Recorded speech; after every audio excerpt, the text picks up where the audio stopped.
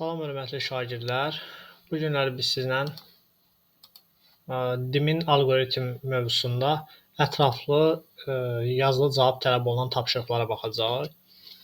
Gəlin vaxt itirmədən 84-cü sualdan başlayalım.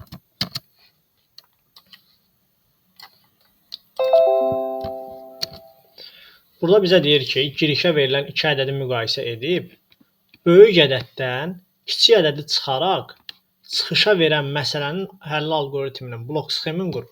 Yəni biz 2 ədədi müqayisə etməliyik. Hansı ədəd böyükdürsə, ondan kiçiyin çıxıb çıxışa verməliyik. Nümunə üçün deyim məsələn, 3 ilə 5-i girişə daxil elədik. Bunları müqayisə edirik. 3 məsələn kiçikdir 5-dən. Hə və yaxud da əksinə də deyə bilərik. Eyni şeydir. Deyə bilərsiniz ki, müəllim, nəyə görə 3 kiçikdir 5 dediniz?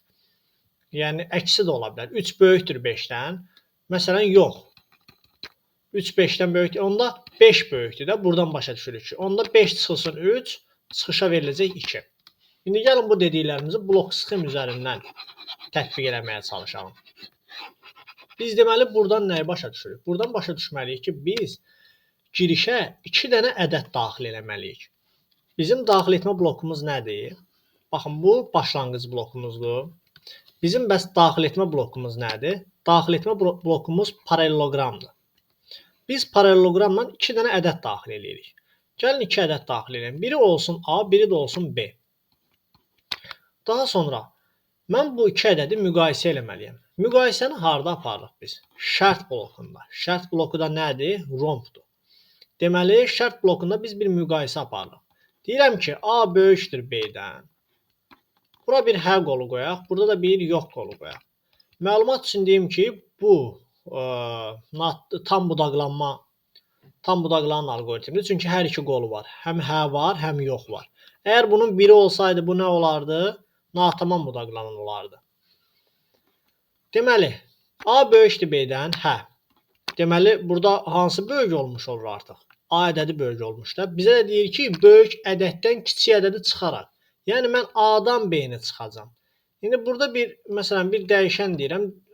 Bunu niyə daxil eləyirəm desəz, çünki mən burada hesablamanı nəyəsə hansısa bir dəyişənə verməliyəm də. Yəni onun üçün mən bunu özümdən daxil edirəm. Yəni bir dəyişən kimi götürürəm bunu. Y bərabər olur nəyə? A çıxılsın B-yə. Burada nəyə yazırıq? Yox qolunda. A böyükdür B-dən, yox. Yəni onda nə baş verə bilər? Böyük ola bilər də A-dan. Onda burada yazıram. Y bərabərdir. B çıxılsın A. Yəni B böyük olduğuna görə artıq B-dən A-nı çıxıram. Və sonda çapa nəyi verirəm? S-i çapa verirəm. Baxın, burada bu formada bildirəyim ki, yəni oxlar bizim istiqamətimizi bildirir.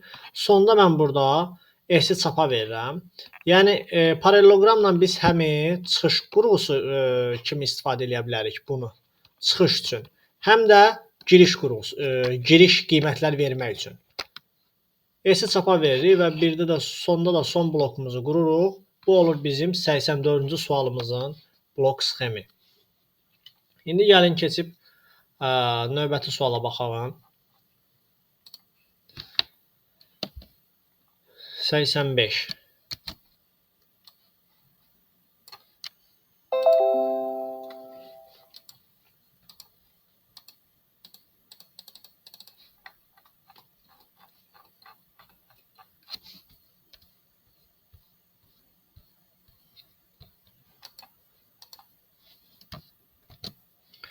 Bizə nə deyir? Deyir, girişə verilən ədədin tək və ya cüt olub-olmadığını müəyyən edən alqoritmin blok sxemini tərtib edin. Yəni, mən girişə bir ədəd daxil eləməliyəm. Həmin ədədi bir şərtlə yoxlamalıyam. Bu təkdirsə, çapa verməliyəm ki, təkdir. Cütdürsə, çapa verməliyəm cütdür. Dediklərimi gəlin tətbiq edək. Girişə verilən ədəd. Gəlin biz birinci başlanğıc blokumuzu çəkək. İndi deyirəm ki, mən girişə bir ədəd daxil eləməliyəm. Baxın uşaqlar, bizim daxil etmə blokumuz paralleloqramdır. Bu həm daxil etmə, həm də xaric etmə blokudur. Yəni mən ədəd daxil eləyən zaman, ixtiyari bir ədəd daxil eləyən zaman paralleloqramla daxil eləməliyəm. Paralleloqramla bir gəlin x ədədi daxil eləyək. İndi bu x ədədi mən yoxlamalıyam. Bu təkdir yoxsa cüt? Bunu yoxlamaq üçün də bir şərt bloku çəkirəm. Bu şərt blokunun içərisində yazıram ki, x faiz 2 bərabərdir 0. Bu nə deməkdir? Baxın uşaqlar, faiz işarəsi ədədi bölən zaman onun qalığını bizə verir. Məsələn, 5 faiz 2 nə deməkdir? 5-i 2-yə böləndə qalıq neçə olur? 1. Yəni bu o deməkdir ki, bizə 1-i verəcək. Aydındır? Yəni bizə bir növ bildiyimiz qalığı verir. İndi x faiz 2 bərabərdir 0. Bu o deməkdir ki, x-i 2-yə böləndə qalıq 0-dır. Axı cüt ədədləri 2-yə bölünür. Cüt ədədləri 2-yə böləndə qalıq 0 olur. Ona görə yenidən burada hə yox qolunu çəkirik. Hə qolu olsa, məsələn, x-in yerinə istənilən bir ədəd qoyun. Qoyun məsələn 16. 16 2-yə böləndə qalıq neçədir? 0. Deməli, cüt ədəd olmalıdır hə qolunda. Burada yazıram ki, cüt ədəddir. Bunu da çapa verirəm.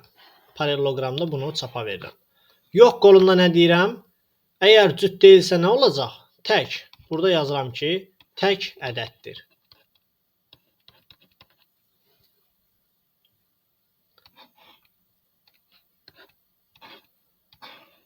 Daha sonra algoritmi bitirirəm.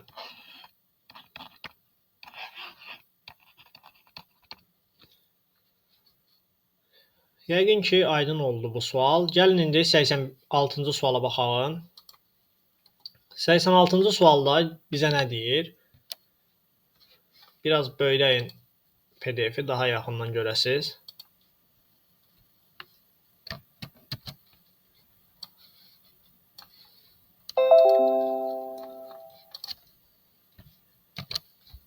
Deyir, girişə eni və uzunluğu daxil edilən düzbucaqlının sahəsini və perimetrini hesablayan algoritmin blok sxemini tərtib edin.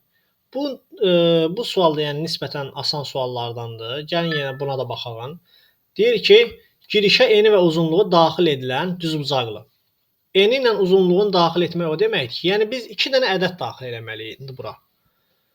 Sonra bu düzbucaqlının sahəsini hesablamalıyıq, perimetrində. İndi bizə burada düzbucaqlının sahəsini hesablamaq üçün düstur lazımdır və perimetrini hesablamaq üçün. Düzbucaqlının sahəsini hesablamaq üçün düstur, yəni tərəflərini vururuq da bir-birinə. Eni məsələn A-dırsa, uzunluğu B-dirsə A vurulsun B, perimetri də bərabərdir 2 vurulsun A plus B. Bu düsturlardan indi istifadə edəcəyik. Gəlin biz birinci yenidən başlanğıc blokumuzu çəkirik.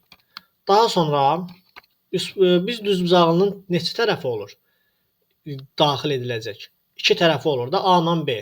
Düzdür, indi deyə bilərsiniz ki, müəllim, düzbucaqlının axı, daha doğrusu düzbucaqlının 4 tərəfi var axı. Axı bu tərəflər, qarşı tərəflər bir-birinə bərabər olduğuna görə biz sadəcə 2 qiymətə daxil edirik. Biz gəlin 2 qiymət daxil eləyək, x, y daxil eləyək. X, y daxil elədikdən sonra mən bir tərəfi x, bir tərəfi y olan düzbucaqlı üçün onun sahəsini necə hesablayaram? S bərabərdir x vurulsun y. Perimetrini necə hesablayaram? P bərabərdir 2 vurulsun x plus y. Bu formada bunları hesablaya bilərəm. Sonda da S ilə P-ni çapa verirəm. Daha sonra algoritmi bitirirəm. Yəni bu qədər. Və bu blok sxem bizim belə deyək də algoritmimiz xətti algoritmdir. Aydındır? İndi gəlin növbəti suala baxalım. 87-ci suala baxalım.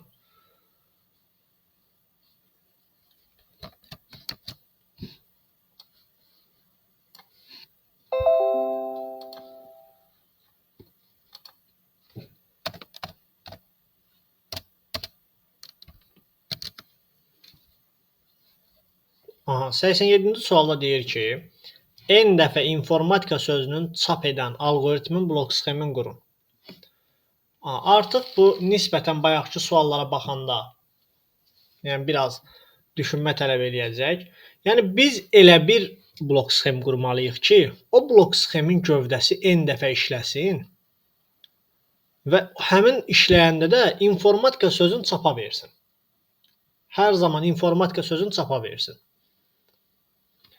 Baxın, n dəfə də o deməkdir ki, yəni n-in yerinə 5 yazsaz, informatika sözü 5 dəfə çap olunsun. 3 yazsaz 3 dəfə çap olunsun. Fərqi yoxdur. Deməli, biz bir n daxil eləməliyik. Gəlin, yenidən biz başlanğıc blokumuzu çəkəyin. İndi biz bir n ədədi daxil eləməliyik. Yenə paralelogramla bir n ədədi daxil elədik. Daha sonra bizim sayğacımızın işləməsi üçün, yəni belə deyək də, bizim bu dövrəmiz işləyəcək. Bu dövrənin neçə dəfə işləməyin hardan bilək, necə eləyək ki, n dəfə işləsin? Bunun üçün mən bir sayğac kimi i daxil eləyirəm. Sayğac dediyim niyədir? İzah edəcəm indi burada. Mən bir i dəyişəninə 1 verirəm. I bərabərdir 1 deyirəm. Daha sonra mən i ilə n-i burada şərt blokunda müqayisə edirəm. Bu müqayisə nəyə görə lazımdır? Çünki dövr neçə dəfə işləməsi bu şərt blokundan asılı olsun deyə. Məsələn, mən burada yazıram ki, i kiçikdir, bərabərdir n-dən. Hə qolu qoyuram və yox qolu qoyuram. Yəni, nə qədər ki, i kiçikdir n-dən olursa, nə qədər i kiçikdirsə n-dən, onda bu işləsin, bu dövr işləsin və burada nə sözü? İnformatika sözü çap olunsun. İnformatika sözü çap olunsun.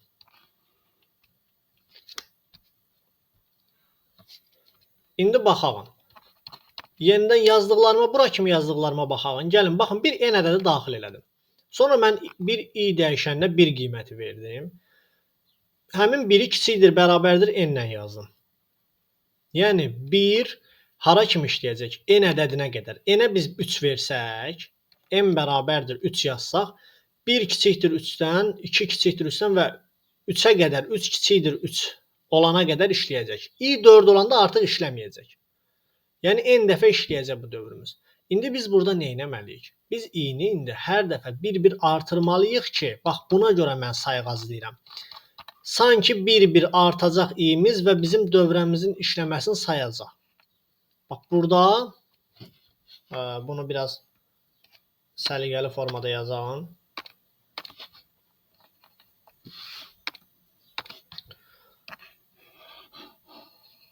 Aha. Bax burada i bərabərdir i plus 1 yazdıq. Daha sonra nə edirik? Aparırıq bunu buradan. Və sonda algoritmin yox qolunda isə bir algoritmimizi bitiririk. Son yazı. İndi siz n-in yerinə 3 yazmaqla bunu yoxlaya bilərsiniz. Məsələn, n olsun 3. N bərabərdir 3. I bərabərdir 1. 1 kiçikdir, bərabərdir 3-dən. Hə. Onda nə olur? İnformatika sözü bir dəfə çap olundu. Sonra i bərabər olur 2. Bax, buradan i bərabər olur 2. Daha sonra keçirik. Yenidən hara qaydırıq? Bizim ikinci dəfə dövrəmizə. i-mizin qiyməti nə oldu sonda? 2. Mən indi nə edirəm? 2 kiçikdir, bərabərdir n-dən. N-imiz də 3 idi də başda daxil eləmişdik. 2 kiçikdir, bərabərdir 3-dən. Hə.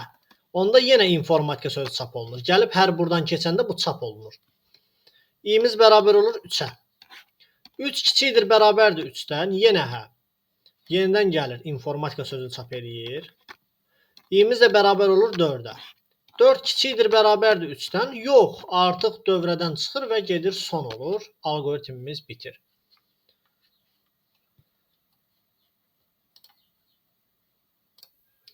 Gəlin indi növbəti suala baxalım. 88-ci suala baxalım.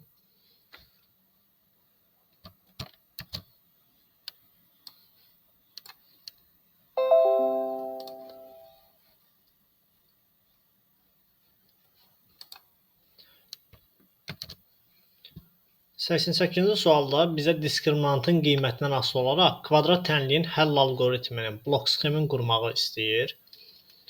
Baxın, Bir gəlin kvadrat tənlik yazalım sizə. Ax kvadrat plus bx plus c bərabərdir 0. Uşaqlar, baxın, burada biz diskriminantın qiymətini necə tapırıq? Diskriminant bərabər olur b kvadratı minus 4ac. Düzdür?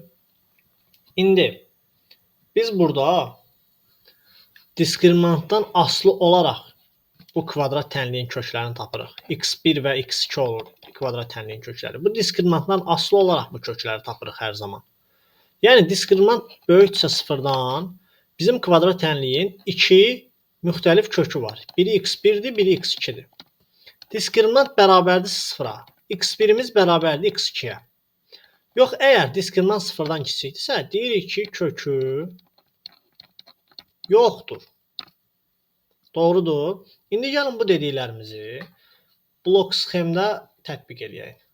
Deməli, burada bir başlanğıc bloku çəkirəm yenə də.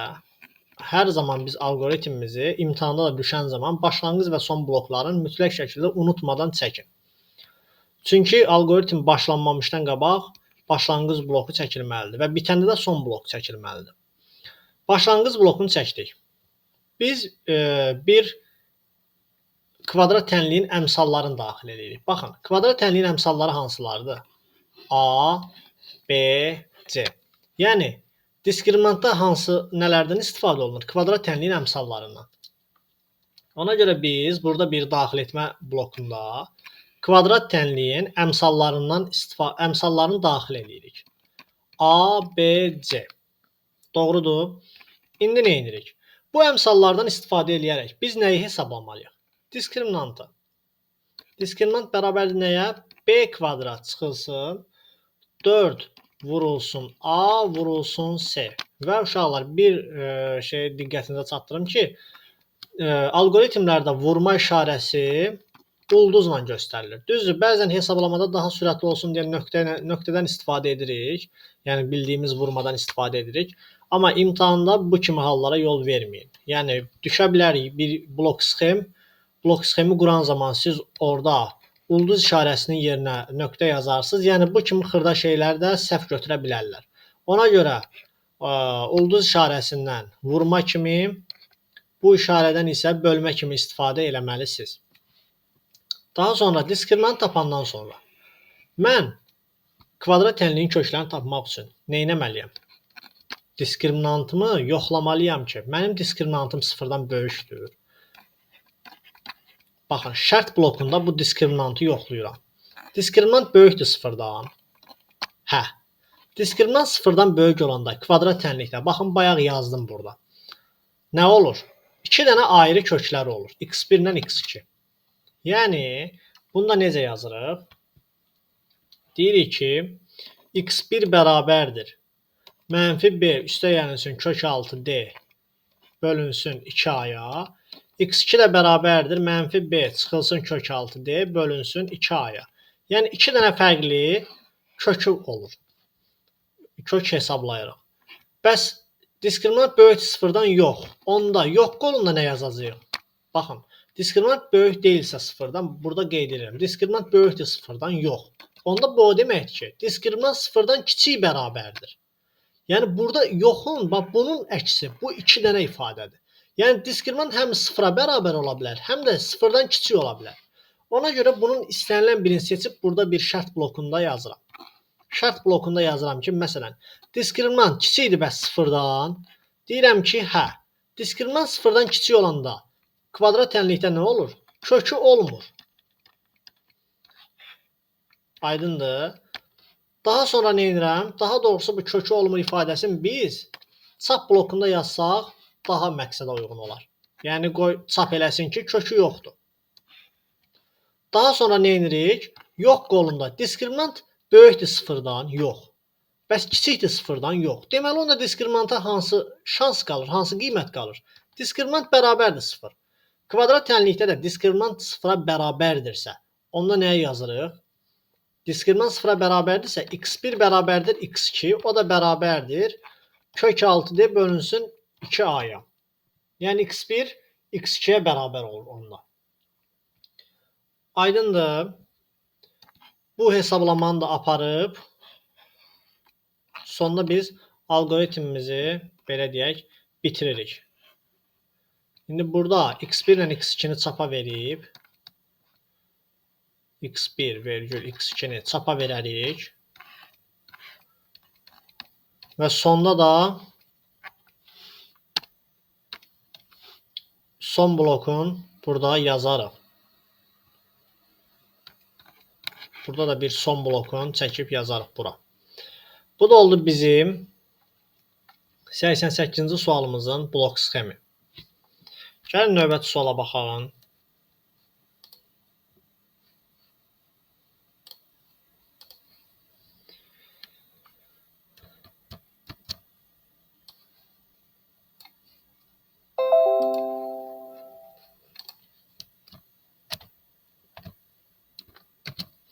Səksən doqquzuncu sualda bizdən birdən n faktoriala qədər hər faktorialın cəmin hesablayan bir blok sxem istəyir. Buna necə yanaşalım? Baxın, gördünüz bu ifadəni. İndi siz düşünməlisiniz ki, mən birinci elə bir ifadə qurmalıyam ki, mənim üçün bu ədədlərin faktorialını hesablasın. Sonra həmin faktoriallarda bir-bir toplasın. Bunu necə düşünəyin gəlin? Yəqin ki, indi nümunə olaraq göstərəcəm. Faktorial necə tapılır? Buna baxacaq.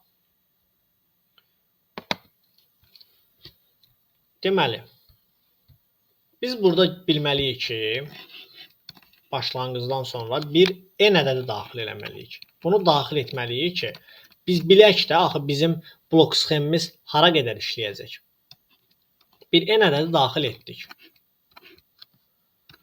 N ədədi daxil etdikdən sonra bu blok sxemini müqayisə eləmək üçün bizə bir sayğac lazımdır. Yəni şərt blokunda neçə dəfə şərt blokunun hər qolundan çıxıb dövrümüzün işləməsi üçün bizə bir sayğac lazımdır. Bayaqki nümunədə bir i daxil eləmişdim işləməsi üçün. Eyni ilə onun kimi bir şey. Yəni mən burada bir i bərabərdir 1 yazıram. Daha sonra cəm işlərini görmək üçün baxın burada s verib. Bir s daxil edirəm. Cəm olduğuna görə s-i 0 daxil edirəm. Daha sonra faktorialları tapmaq üçün də bir p dəyişəni daxil edirəm. P-yə də verirəm 1. Çünki hasil məsələlərin özündə saxlayan əsasən dəyişənimiz bir qiyməti almalıdır. Cəm məsələlərində isə, cəmi özündə saxlayanda isə 0 almalıdır. Gəlin indi nə demək istədiyimə baxalım. Mən i-yə 1 verdim. Mən 1-i n-lə müqayisə edirəm. Bu bir mənim sayğacımdır. i-ni n-lə müqayisə edirəm şərt blokunda. i kiçikdir, bərabərdir n-lə. Hə. Onda nə edirik? Onda mən bir faktorialı birinci tapıram. P bərabərdir. P vurulsun i. Bu bizim faktorialı hesablayır. Daha sonra bu faktorialla s-imizi toplayıram. S bərabərdir. S üstə gəlinsin P yazıram. Ən sonda isə bizim sayğacımızı, yəni i-mizi bir vahid artırıram. Axı bir vahid artmalıdır ki, hər dəfə bir-bir artsın və dövrəmiz işləsin. Birdən n-ə qədər işləsin də, bir-bir artsın deyə birdən n-ə qədər işləsin. Buradan da sonra yenidən qaydırıq bizim şərt blokumuza. Bu isə yox qoludur. Sonda da nəyi çap eləyəcək? Bizə S lazımdır deyə. Sonda da S-i çap eləyir və burada da bir son blokunda yazırıq. İndi gəlin yazmaq istədiyimizə baxalım. Baxın, istənilən bir algoritmi quran zaman əsas məsələ onun işləyib işləməməyini yoxlamaq üçün. Yəni bir şey qurdunuz, indi hardan biləsiniz ki, bu doğrudur və yaxud da yanlışdır. Bunun üçün bir qiymət daxil eləyin. Əsasən kiçik qiymətlər daxil eləyin ki, yəni yoxlayanda tez biləsiniz ki, bu düzdür yoxsa səhvdir. Məsələn, gəlin mən qurduğum bu blok sxemdə n ədədinə, n dəyişəninə bir 3 qiyməti daxil eləyəyin. Sonra yoxlayağın görəyin. Bu 3 qiymətində algoritm işləyəcək, düz işləyəcək yoxsa yox. Baxın, n-ə 3 yazdım. 3 yazmışamsa işləməlidir bura qədər. Mən yəni 1 faktorial, üstə gəl 2 faktorial, üstə gəl 3 faktorialı almalıyam. Baxın. Mən bura qədər almalıyam. Gəlin indi yoxlayıb baxalım. Yazıram. I bərabərdir 1 verib S0 P1 N-ə də 3 verdim. İndi i'miz 1 idi. 1 kiçik bərabərdir 3-dən. Hə. Onda nə olur? P'miz nəyə bərabərdir? P vurulsun i. P'miz bərabərdir. P'miz 1 idi. i'miz də elə 1-dir. Yəni P bərabərdir 1-ə. S nəyə bərabərdir? 0 üstə gəlinsin P'yə. P'miz 1-dir. I də nəyə bərabərdir? 2. I oldu artıq 2. Bir vahid artırdıq. İndi keçdik hara? Yenidən ikinci dövrəyə. i'miz 2 oldu. 2 kiçik bərabərdir 3-dən. Yenə hə. P'miz nə oldu? P'miz bayaq 1 idi. Artıq P'ni yazırıq. 1 vurulsun. P vurulsun i'dir də. Köhnə P'miz 1 idi. 1-i vururam i'yə. i'mizin artıq yeni qiyməti 2-dir. P'miz oldu 1 vurulsun 2. 1 vurulsun 2 də nə deməkdir? Elə 2 faktorial deməkdir də. Hətta biz burada 1 vurulsun 1-də 1 faktorial yaza bilərik. S'miz nəyə bərabər olur? S plus P. Köhnə S'miz nə idi? 1. Bu 1-i də yazıram 1 faktorial. S'in üstünə P'ni gələndə. P'miz nədir? 2 faktorial. Üstə gəlinsin 2 faktorial. i'miz nə olur? 3. Gəlin sonuncu dövrəyə giririk. Baxın. 3 kiçik bərabərdir 3-dən. Hə. P bərabərdir nəyə? P bərabərdir 1 vurulsun 2, yəni 2 faktorial idi də P'miz. 1 vurulsun 2, vurulsun nəyə? i'yə. i'miz nədir? 3. 1 vurulsun 2, vurulsun 3. Bu da bərabərdir 3 faktorial. Daha sonra S'miz nəyə bərabərdir? S'miz 1 faktorial. Köhnə S'miz baxın burada 1 faktorial. Üstə gəlinsin 2 faktorial. İndi bunun üzərinə P'ni gəlirəm. P'miz də nə olmuşdu? 3 faktorial. 3 faktorial da gəldim. i'miz gəlir olur nə? 3 plus 1, 4. İndi mən sonuncu dəfə gəlirəm. Deyirəm 4 kiçikdir, bərabərdir 3-dən. Əlbəttə ki, xeyr. Yəni yox. Yox olur deyə gəlir S'i çap eləyir. S'miz də nə olmuşdu? Bu. Gəlir S'i çap eləyir və algoritm bitir. Son alır və algoritm dövrdən çıxır. Yəni algoritm bitir, sona getir. Yəni gördünüz ki, n'in yerinə 3 yazır. Mən eyni ilə bu ifadəni burada ala bildim. Deməli mənim qurduğum algoritm doğru işləyir, düzgündür. Yəni siz də bu formada öz qurduğunuz algoritmi bu eyni ilə bu formada yoxlaya bilərsiniz. Gəlin növbəti suala keçəyin.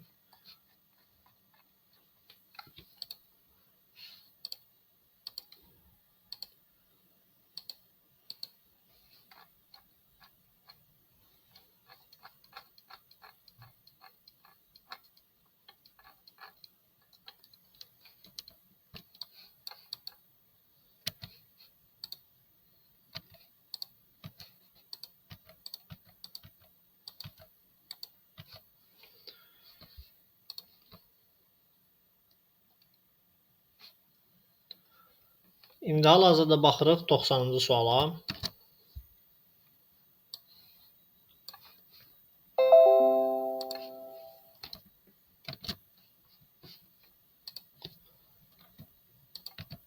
Doxsanıncı sualda bizə deyir ki, daxil edilmiş n sayda ixtiyari ədədin ədədi ortasını çap edən algoritmin blok sxemin qurun. Baxın, biz bir n sayda ədəd daxil eləməliyik. Yəni, belə deyək də, n sayda n'in yerinə 3 qoysaq, mən 3 dənə ədəd daxil eləməliyəm. Məsələn, 3, 5, 7 və bu ədədin ədədi ortasını tapmalıyam. Bu ədədlərin ədədi ortasını tapmalıyam. Ədədi ortada bilirsiniz də necə tapılır. Bu ədədləri toplayırıq. 3 üstə gəlinsin 5, üstə gəlinsin 7 və bunları həmin ədədlərin sayına bölürük.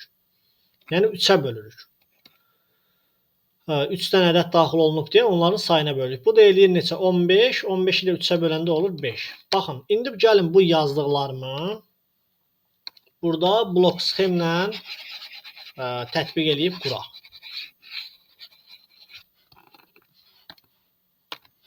Deməli, biz yenidən bir başlanğıc bloku çəkirik. Daha sonra ixtiyari bir n ədədi daxil edirik. Bu ədədlərin cəmin hesablanması üçün bir s dəyişəni daxil edirik. S dəyişəninə 0 qiyməti veririk daha doğrusu. S dəyişəninə 0 qiyməti verəndən sonra mən yenidən bir sayğac yazıram. Sayğac kimi i-dən istifadə edirəm, 1-dən. Bu i nə edəcək? Mənim şərtdə 1-lə n-i müqayisə eləyəcəm. Baxın burada. i kiçikdir, bərabərdir n-dən deyirəm. Burada müqayisə edəcək. Yəni dövrümün nə qədər işləməsi mənim bu i ilə müqayisə eləyəcəm. Hər dəfə də i-ni bir-bir artıracam. Sayğac kimi istifadə eləyəcəm. Buna hə deyək, burada bir yox qolu deyək. Gəlin indi daha sonra baxalım. Deməli, bizim i-miz işləsə əgər 1 kiçikdir n-dən, hə, onda mən nə edeyim? İxtiyari bir ədəd daxil edeyim. Hər hansısa bir x ədədi daxil edeyim. Bu x ədədi daxil olandan sonra bu x ədədinin cəmini tapmalıyam.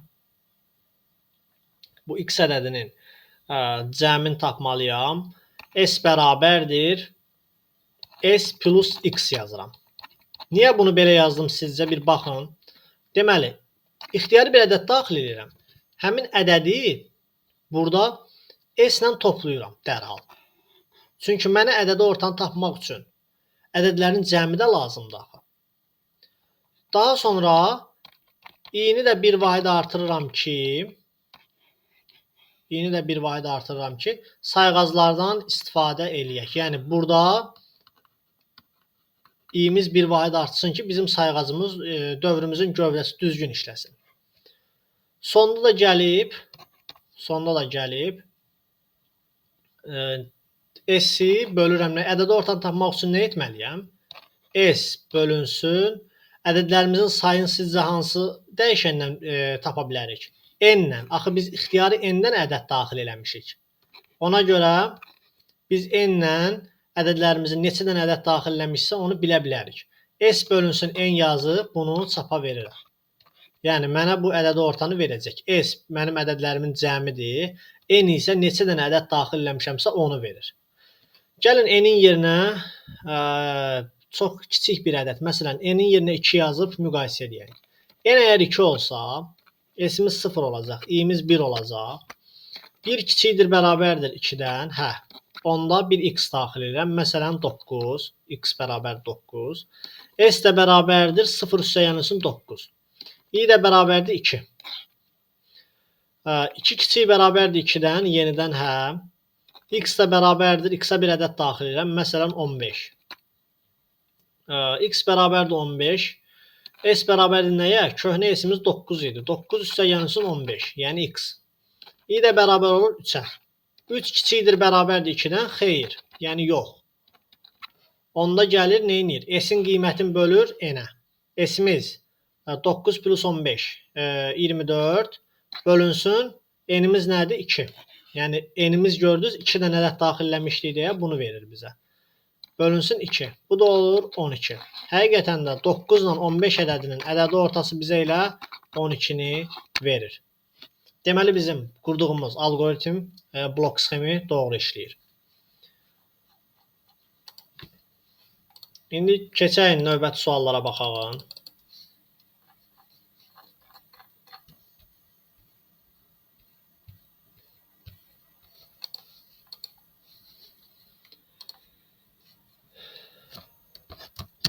Yəni 91-ci suala baxalım.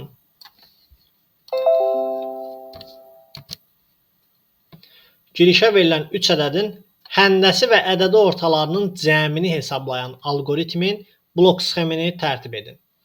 Deməli, biz buradan nə başa düşürük? Deməli, 3 dənə ədəd daxil eləməliyik. Bu 3 ədədin daha sonra ədədi ortasını tapmalıyıq. Sonra həndəsi ortasını tapmalıyıq. Daha sonra da bunları cəmləməliyik. Əslində çətin bir alqoritm deyil. Bu xətti formada gedən bir alqoritmdir. Sadəcə siz bilməlisiniz. Bayaq ədədi ortadan danışdım ki, ədədi orta necə tapılır. İndi sizə göstərim, həndəsi ortada necə tapılır. Baxalım. Baxın, əgər biz 2 ədədin həndəsi ortasını tapsaq, məsələn, h bərabərdir 2 ədədin həndəsi ortası a vurulsun b olur. Kök altı a vurulsun b olur. 3 ədədin ədədi ortasını tapsaq, 3-cü dərəcədən kök altı a vurulsun b vurulsun c olur. Yəni, baxın, ədədin sayına görə bizim kök altımızın dərəcəsi artır. Aydındır. Bəs sizə bir şey də deyim. Bunlar kiçik sadə riyazi biliklərdir. Məsələn, bunu mən ABC-nin qüvvət üssü kimi necə yaza bilərəm bu ifadəni? Bunu yazaram A vurulsun B vurulsun C qüvvətdə 3/1.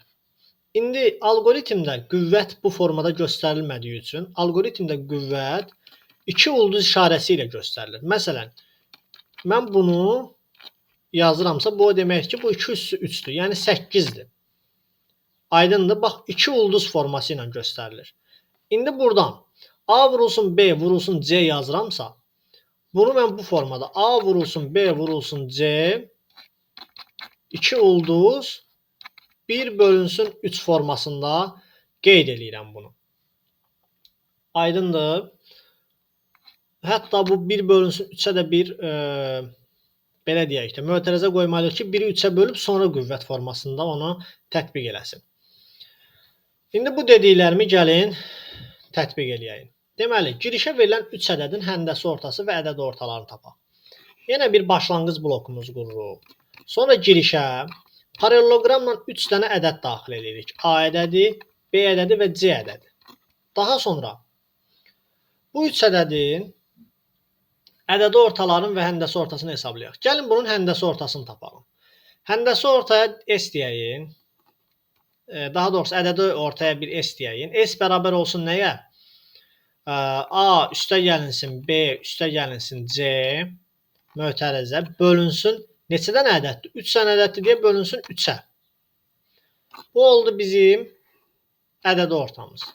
Bəs həndəsi ortanı necə tapaq? Bayaq dediyimiz kimi. Həndəsi ortada da H bərabərdir. İndi burada kök altına istifadə edə bilmirik deyə. Baxın, mən də artıq kök altı yazırdım. Yəni imtahanda bu kimi hallara diqqət eləmək lazımdır ki, adam bəzən riyaziyyatda necə yazılırsa elə o cür yazır. Bunu yazırıq bu formada.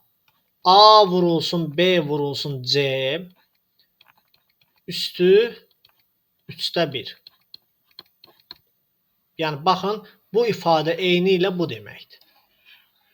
Yəni burada yazmışdım, bu deməkdir. İndi biz buradan H-ı da tapırıq. Həndəsi ortasını da tapırıq bu 3 ifadənin. Sonra bizə deyir ki, bunları topla. Burada da yazıram ki, məsələn, Y də bərabərdir S plus H. Yəni S üstə gəlinsin H. Y bizim nəyimiz olur? Həndəsi orta ilə ədədi ortanın cəmi. Sonda gəlirik Y-i çapa veririk. Gəlin buradan Y-i çapa verəyin. Daha sonra da algoritmimizi bitirəyik. Yəni bu da nisbətən sadə algoritmdir və xətti gedir. Fikir verirsiniz, yəni belə çox çətin görsənə bilərsiniz, amma algoritm xətti formadır. Yəni yuxarıdan aşağı bir xətt istiqaməti ilə gedir. Yəni bu xətti algoritmdir. Aha, gəlin indi növbəti suallara da baxaq.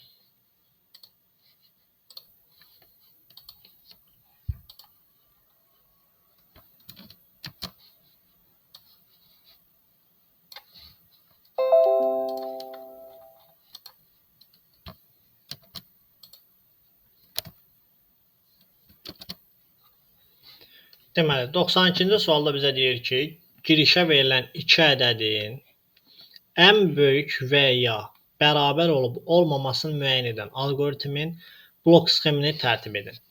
Nə deməkdir bu? Deməli, 2 ədədi müqayisə edəcəyik. Hansı ədəd böyükdürsə onu çapa verəcəyik. Çapa verəcəyik deyəndə çapa qiymət verəcəyik ki, məsələn, A böyükdür.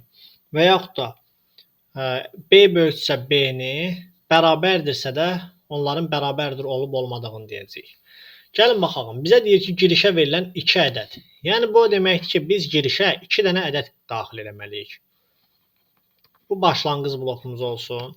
Gəlin girişə 2 ədəd daxil eləyək. Olsun bu A ədədi, bu da B ədədi. Daha sonra bu ədədləri müqayisə eləyək. Bir şərt bloku çəkib müqayisə edirik. A böyükdür B-dən. Hə. A ədədi B-dən böyük olarsa, böyük ədəd hansı olar? A olar da. Ona görə biz burada çapa A ədədini veririk. Yox, A böyükdür B-dən. Əgər yox olarsa nə olar? Onda deyirəm, bəs A kiçikdir B-dən. Bu sualı verirəm sanki. Deyirəm ki, hə, A kiçikdirsə B-dən. Onda nə olur? B ədədini çapa verərəm də, yəni B ədədi daha böyük olmuş olur. Bəs yox qolunda nə yazacağam sizcə? Baxın, A böyükdür B-dən, yox. A kiçikdir B-dən, yox. Onda yazıram ki, bərabərdir. A bərabərdir, yəni B-yə. Bunu çapa verirəm. Aydındır. Bu da o qədər də çətin olmayan bir nümunə tiplərindən idi. Və sonda da bir son yazıb algoritmimizi, blok sxemimizi bitiririk. Daha sonra gəlin növbəti suallara baxalım. 93-cü sualımıza baxalım.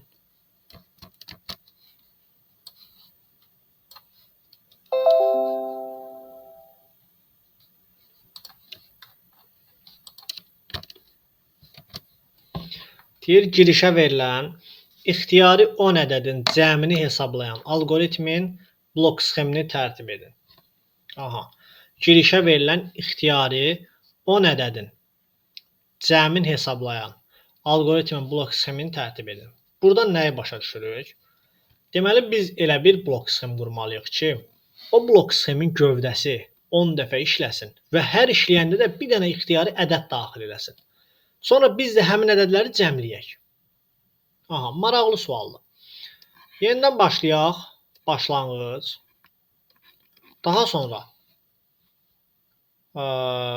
biz bir cəmi hesablamaq üçün S dəyişəni verək. S bərabərdir 0 yazaq. Sonra sayğacımızın işləməsi üçün bir I dəyişəni verək. I-yə də 1 deyək. Bunu daha doğrusu bir kvadratda çəkirik. Kvadrat dediyim düz bucaqlıda qeyd edirik. Daha sonra mən i-ni müqayisə edirəm. Nə ilə? 10 ilə. Niyə 10? Çünki bizə deyir ki, girişə verilən ixtiyari 10 ədədin. Mən dövrüm 10 dəfə işləməsi üçün mən burada 10 yazıram. I kiçikdir, bərabərdir 10-dan. Hə. Onda ixtiyari bir x ədədi daxil edirəm. Sonra həmin x ədədini nə edirəm? S ilə cəmləyirəm. S bərabərdir. S plus x yazıram. Niyə belə yazdım? Baxın, ixtiyari bir x ədədi daxil edirəm, sonra bəli, onu toplayıram S-ə. Növbəti bir dəfə də daxil edəndə yenə onu S-in üzərinə gələcəm. Sonra burada nə yazıram? Burada artıq mən i-mizi, sayğacımızı bir vahidə artırmalıyam ki, i bərabərdir, i plus 1 yazıram burada ki, bizim sayğacımız da işləsin və 10 dəfə işləməsi üçün 10-a qədər gəlsin, çıxsın. Bir vahid artsın. Sonda da burada yox qolunda mən gəlib S-i çapa verirəm. Yəni, algoritm o qədər də çətin getmir, çətin deyil bu. Yəni, baxsaq da görürük ki, i kiçikdir, bərabərdir 10-dan, elədir. Daha sonra bir x dəyişəni daxil edirik. Sonra onu saymaqla yerinə qoyuruq. Daha sonra növbəti suala keçəyin.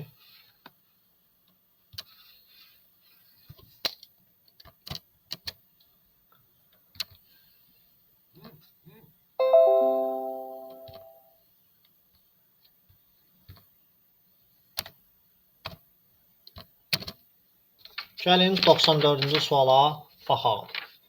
94-cü sualda deyir ki, girişə verilən 2 natural ədədin əbobunu hesablayan algoritmin blok sxemini tərtib edin. Baxın, biz 2 ədədin əbobunu tapmaq üçün bir algoritm qurmalıyıq. Bunun üçün məşhur Evklid algoritmi var. Evklid algoritmi. İndi biz həmin algoritmi burada qurmalıyıq. Girişə verilən 2 ədəd deyir. Bu başlanğıcımızı çəkək. Daha sonra girişə biz 2 dənə ədəd verək. A ədədi və B ədədi. Daha sonra bu ədədləri müqayisə edirəm. Deyirəm ki, A bərabər deyil B-yə.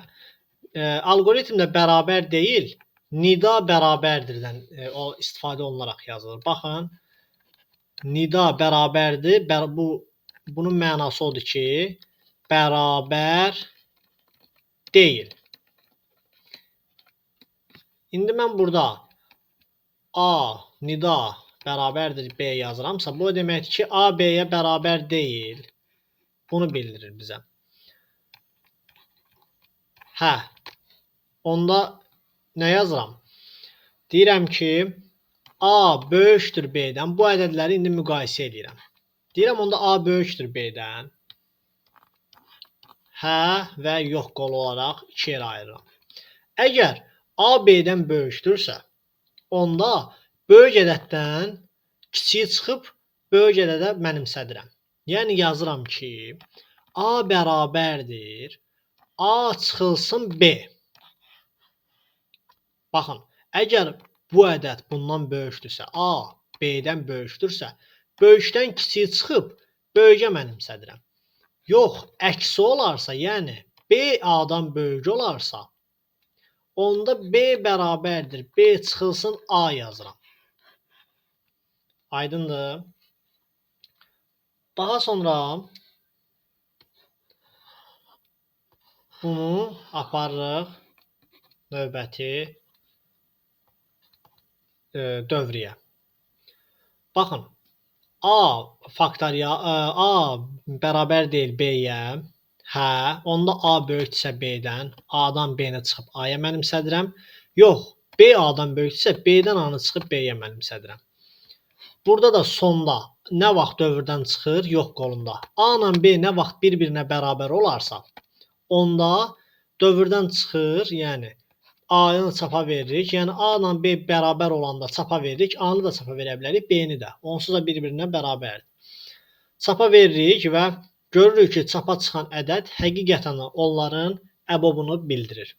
Gəlin bunun yerinə bir nümunə qoyub yazalım. A-ya verəyin belə deyək də 6, B-yə də verəyin 12.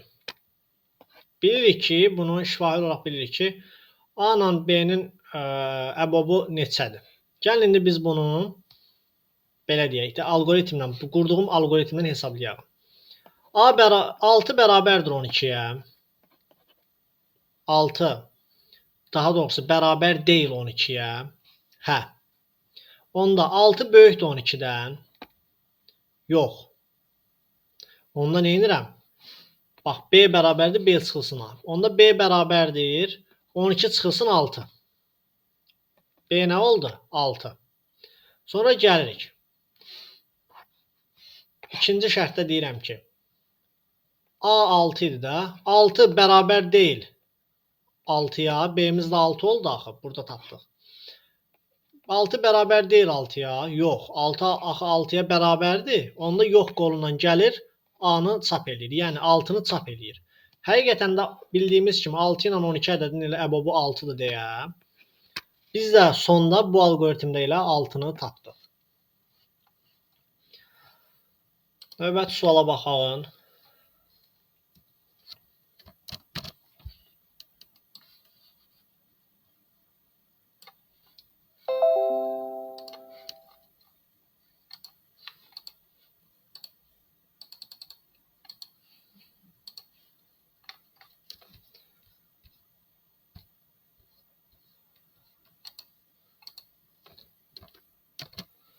Doxsan beşinci sualda bizdən funksiyanın qiyməti hesablayan alqoritmin blok sxemini qurmaq istəyir.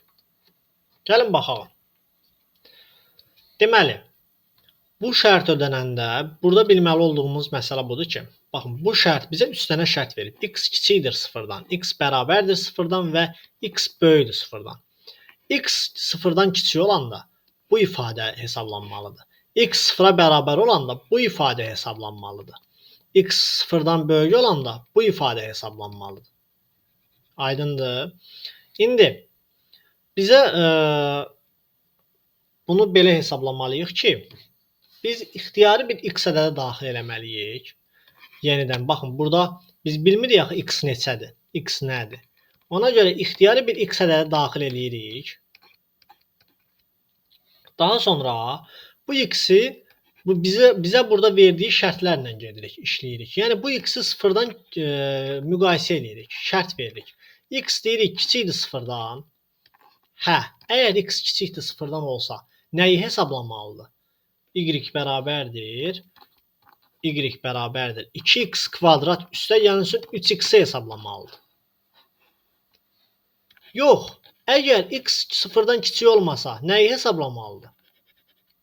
X sıfırdan kiçik olmasa nəyi hesablamalıdır? Onda hesablamalıdır ki, bəs x bərabərdir sıfıra. Bax, burada bir şərt qoyuruq yenidən. Bəs x bərabərdir sıfıra. Əgər x sıfıra bərabərdirsə, hə, onda nəyi hesablasın? Y bərabərdir 5x üstə gəlsin 4-ü hesablasın. Bəs yox qolunda nə yazacağıq? Baxın, x-imiz sıfırdan kiçikdir? Yox. X-imiz sıfıra bərabərdir? Yox. Bəs yeganə hal nə qalır? Onda x-imiz sıfırdan böyükdür halı qalır. Onda ona görə də buna bir də şərt bloku yazmağa ehtiyac yoxdur. Ona görə də gəlib burada bu ifadəni yazırıq. Deyirik ki, y bərabərdir, x-in kubu çıxılsın 4. Aydındır. Bunu yazırıq və algoritmimiz bitir. Gəlib sonda y-imizi çapa verməklə algoritmi bitiririk.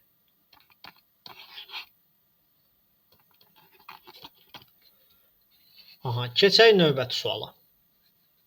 Baxın, blok sxem qurmaq çox belə deyək də yaradıcı təfəkkür tələb eləyən bir şeydir. Yəni birincidən qura bilmərsiniz. Birinci algoritmə girən kimi elə qura bilmərsiniz. Sadəcə bunun üzərində bu kimi misalların üzərində dəfələrlə işləməklə yalnız bunu eləyə bilərsiniz.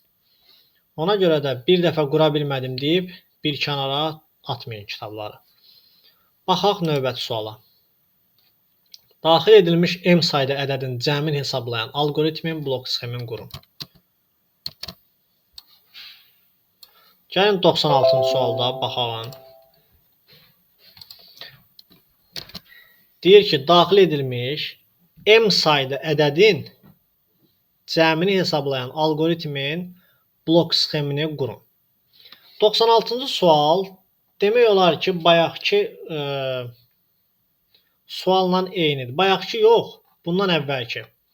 Daxil edilmiş 10 ədədin cəmini hesablayan. Burada olmalıdır. 10 ədədin. Demək olar bundan eynidir. Sadəcə fərqi odur ki, burada 10 ədəd vermişdi 93-cü sualda. Amma 96-cı sualda deyir ki, m dənə ədəd. Yəni bu m-in yerinə biz 10 da yaza bilərik, 20 də yaza bilərik, 3 də yaza bilərik. Bir neçə dənə ola bilər yəni bu. Gəlin baxalım. Daxil edilmiş m sayda ədəd. Bu daxil edilmiş deyirsə, onda biz elə bir m ədədi daxil eləməliyik. Bir m ədədi daxil elədik. Daha sonra bu m ədədi ilə bizim müqayisəmizi aparmaq üçün i bərabərdir 1 yazıram. Daha sonra i bərabərdir 1-dən sonra s bərabərdir 0 yazıram. Bu s-imiz nə üçün olacaq? Bizim cəmləməyimiz üçün. Həmin ədədlərin cəmini hesablamaq üçün. Baxın, cəmi hesablamaq üçün bir s yazıram. Daha sonra bizə burada nələr lazım olacaq? S-imiz var, i-imiz var. Daha sonra hər hansı bir şey hələ ki lazım deyil.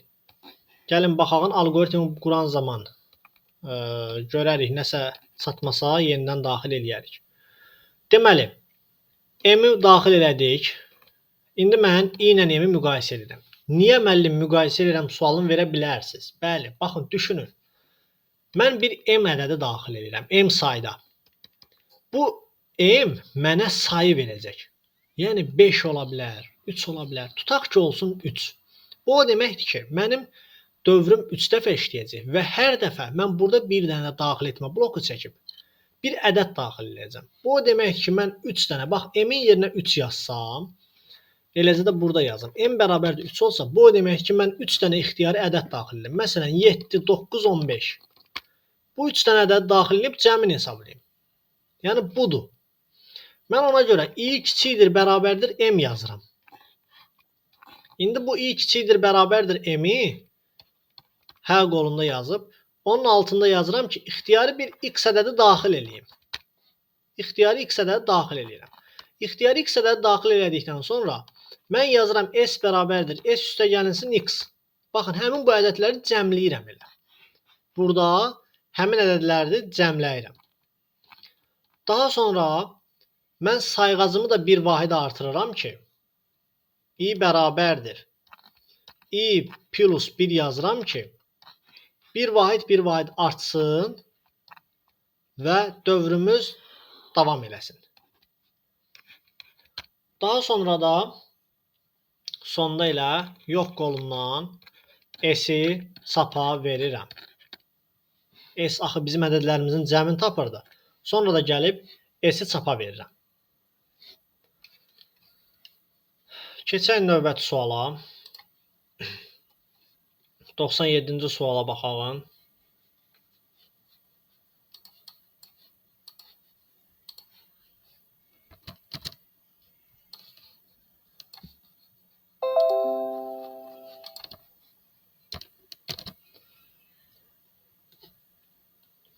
Deməli, 97-ci sualda bizdən nə istəyir? Deyir ki, AB parçasında yerləşən tam ədədlərin cəmini tapan algoritmin blok sxemini qurun. Deməli, AB parçasında yerləşən tam ədədlərin cəmini tapan, AB parçasında olan tam ədədlərin cəmini tapan algoritmin blok sxemini qurun. Nə deməkdir bu? Yəni biz 2 dənə ədəd daxil eləyəcəyik. 2 dənə ədəd daxil eləyəcəyik. Bu ədədlərdən, baxın, bizə bir şərt də verib. AB tam ədədlərdir və A kiçikdir B-dən. Yəni bu şərt verib. Bu şərti verməsəydi biraz düşündürücü gedə bilərdi. Bu şərti veribsə daha asan gedəcək. Yəni bizim A-mız, daxil etdiyimiz A-mız həmişə B-dən kiçik olacaq. Gəlin baxalım. Baxın, başlanğıc blokunu çəkdik. Daha sonra mən 2 dənə ədəd daxil edirəm. Hansı ədədlərdir bu? A ilə B. Və bizə həmişə nə deyir? Deyir ki, A kiçikdir B-dən. Bu şərti həmişə özü bizə verir. Mən indi AB-ni daxil elədim. Mənə bu ədədlərin cəmini hesablamaq üçün bir dənə nə lazımdır? S lazımdır. S-ə də 0 verirəm. Çünki cəm gedəndə S-in üstünə nəsə gəlirəmsə, cəmi hesablamaq üçün 0-ın üstünə nəyisə gəlsəm düzgün qiymət alacam da. Ona görə S-ə də 0 verirəm. Daha sonra, indi mən burada A ilə B-ni müqayisə edirəm. A kiçikdir B-dən deyirəm. Daha doğrusu kiçik bərabərdir B-dən. Hə qolu var və yox qolu var. Hə qolunda nə olur? Gəlin baxalım. Deməli, A kiçikdir bərabərdir B-dən. Hə, onda S bərabərdir. S üstə gəlinsin A. Və A bərabərdir. A üstə gəlinsin 1. Niyə görə A üstə gəlinsin 1? Çünki bizə deyir ki, AB parçasında yerləşən tam ədədlər. Yəni A-nı mən bir sərhəddim, məsələn, A-nın yerinə yazıram 3, B-nin də yerinə yazıram 7. A 3, B 7.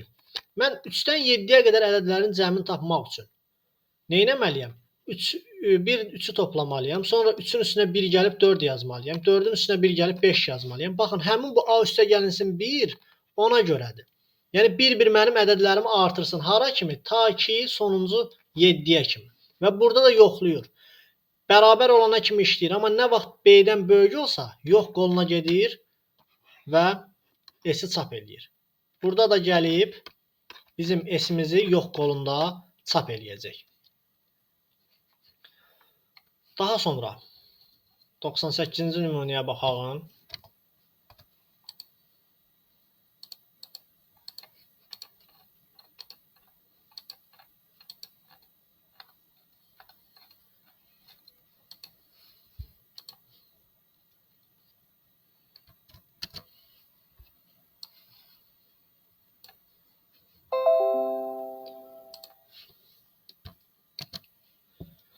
Doxsan səkkizinci nümunədə deyir ki, girişə verilən L sayda tam ədəddən müsbət olanları cəmin, mənfi olanların isə sayın hesablayan algoritmin blok sxemin qurun. girişə verilən L sayda ədəddən müsbət olanların cəmin, mənfi olanların isə sayını hesablayan algoritmin blok sxemini qurun. Gəlin baxalım. Deməli,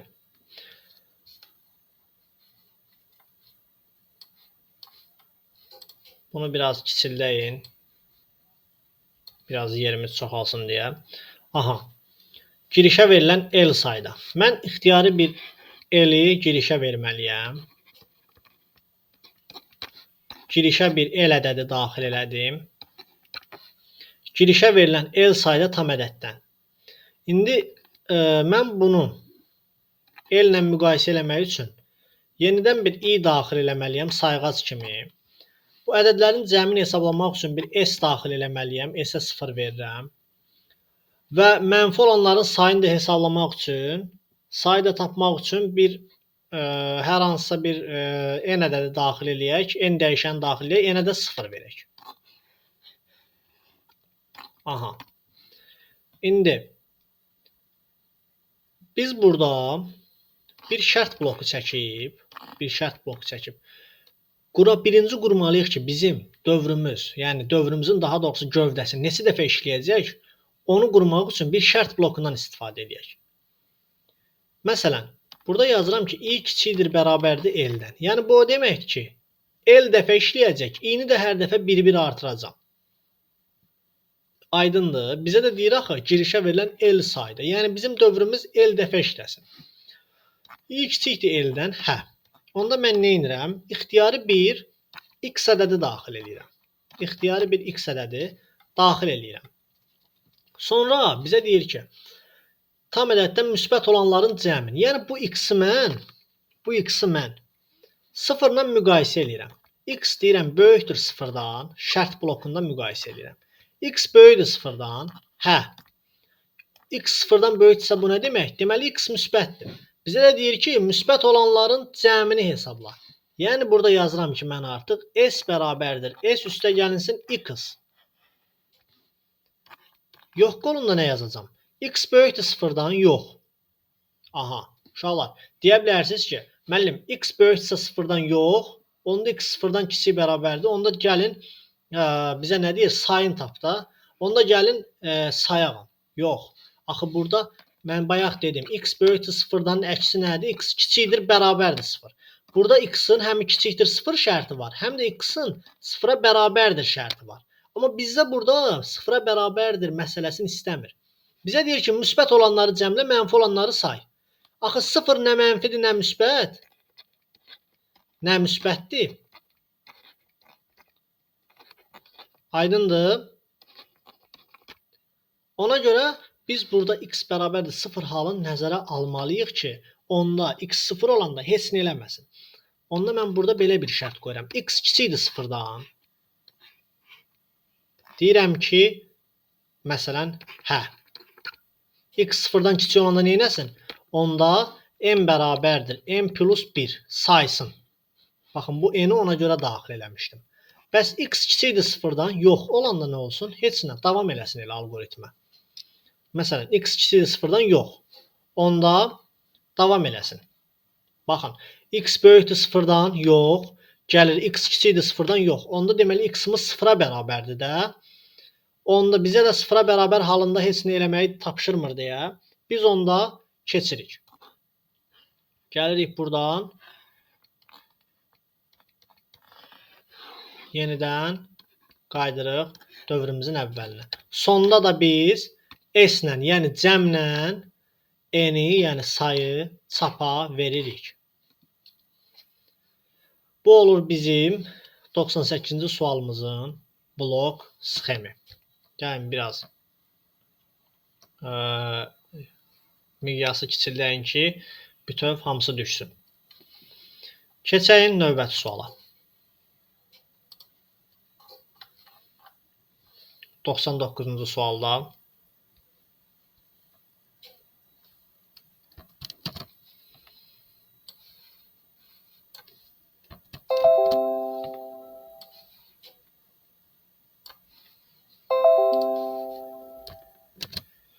deyir ki, girişə verilən ixtiyari 10 natural ədəddən Yalnız cüt olanların cəmini hesablayan algoritmin blok sxemini tərtib edin. Deməli, burada nə deyir bizə? Deyir ki, girişə 10 dənə ədəd daxil olsun. Amma bu ədədlərdən yalnız cüt olanları cəmləsin. Yəni, bu da o qədər də bayaq işlədiyimiz tiplərə aid misallardandır. Düşünürəm ki, artıq bu tip misalları işləməyi öyrəndiniz. Girişə verilən ixtiyari 10 natural ədəd. Baxın, birinci başlanğıc blokumuzu çəkdik. Düzdür. Başlanğıc blokdan sonra mənə cəmi hesablamaq deyirsə, bir s bərabərdir 0 yazıram və sayğac üçün də bir i daxil eləyirəm. I də bərabər olsun 1-ə. İndi mən burada i kiçikdir, bərabərdir 10 yazıram. Niyə 10? Çünki bizə deyir ki, girişə verilən ixtiyari 10 natural ədəd. Ona görə də mən dövrümün işləməsi üçün yalnız deyirəm 10 dəfə işləsin. Dövrüm i kiçikdir 10-dan, artıq dövrə girdi, dövrün gövdəsinə keçdik. Onda ixtiyari bir x ədədi daxil eləyirəm. Sonra bu x ədədin mən müqayisə eləyirəm. Daha doğrusu bir şərt blokunda yoxlayıram. Deyirəm ki, x faiz 2 bərabərdir 0. Deyə bilərsiniz ki, müəllim, nəyə görə 2 bərabər yazırsınız? Baxın uşaqlar, algoritmdə bərabərdir işarəsi budur və sual verir. Şərt blokunda olanda sual verir. Bərabərdir sual verir. Amma bu işarə mənimsətmə işarəsidir. Baxın, şərt blokunda bu iki bərabərlikdən istifadə olunmalıdır. Düzdür, kitablarda çox blok sxemlərdə şərt blokunda bir bərabərdən istifadə olunub, amma əslində bu olmaz. 2 bərabərdir olmalıdır ki, bu 1 bərabər algoritmdə mənimsətmə işarəsidir. Mənimsətmə nədir desəz, buna qısa olaraq deyim ki, məsələn, a bərabərdir 3, a bərabərdir 5 deyirəmsə, baxın, a-ya birinci 3 qiyməti, burada a dəyişəndir, 3 qiymətdir. Bu isə bərabərlik mənimsətmə işarəsidir. A-ya birinci 3 qiyməti mənimsədildi. Daha sonra a-ya 5 qiyməti mənimsədildi və a-nın birinci qiyməti yaddan çıxdı. Yəni, bu deməkdir ki, yəni dəyişənə qiymət verir, mənimsədir. Bu işarə budur. Ona görə biz burada yazıram ki, mən burada yazıram ki, x faiz 2 bərabərdir 0. Yəni, x ədədin 2-yə böləndə qalıq 0-a bərabərdir. Hə olsa, deməli cütdür. Yox olsa nədir? Deməli təkdir. Axı, cüt ədədləri 2-yə böləndə qalığımız 0 olmalıdır. İndi mən də burada ona görə yazmışam. X faiz 2 bərabərdir 0. Hə olsa, onda nə edirəm? Bizə deyir ki, yalnız cüt olanların cəmin tap. Mən yazıram onda s bərabərdir. S üstə gəlinsin x. Bəs yox olsa nə edirəm? Yox olsa, heç nə etmirik. Sadəcə yox olsa, gəlirik buradan. Algoritmimizi davam elətdirdik və i-mizi bir vahid artırırıq. i bərabərdir i plus 1. Sonda buradan da çıxıb yenidən şərt blokumuza gedirik, başa gedirik. Və sonda da biz s-i çap edirik. Sonda da s dəyişənin çapa veririk. Baxın, girişə verilən ixtiyari 10 natural ədəddən. Yəni, bizim dövrəmiz 10 dəfə işləyəcək, gövdəmiz. 10 dəfə işləyəcək, 10 dövrə vuracaq. Hər dəfə də bu x-la bir ədəd daxil eləyəcək.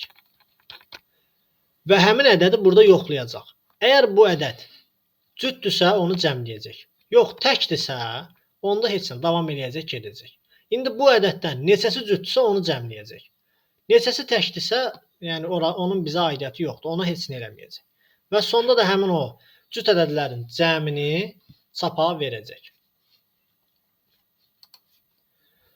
Gəlin, növbəti suala baxalım, 100-cü suala. Aha, bu maraqlı sualdır.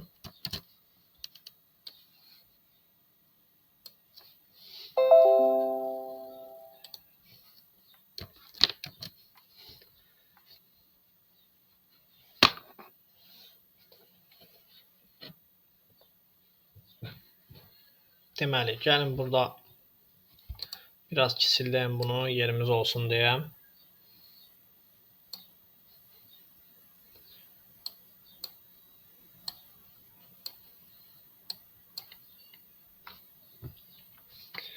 Aha.